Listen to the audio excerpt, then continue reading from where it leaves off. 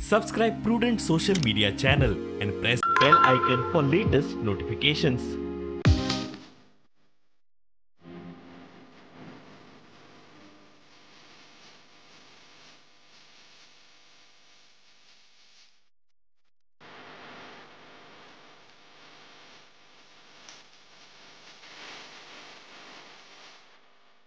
I am Dr. Pratishtha Kumbolinkar from Urban Health Center, Margao. Today we have all gathered over here for walkathon on the occasion of World Hearing Day. World Hearing Day is celebrated all across the world on 3rd of March, and this year's theme, as you can see, is to hear for life, listen with care.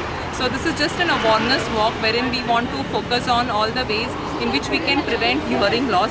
And in case if anybody is diagnosed with the same, we have all the ENTs and all the specialist doctors and all our hospitals across the state who cater to all these people, and the treatment is provided for free.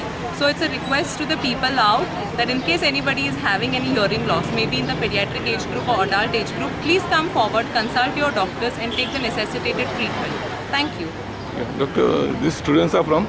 Students are from NSS unit of Government College of Commerce, and also this is in collaboration with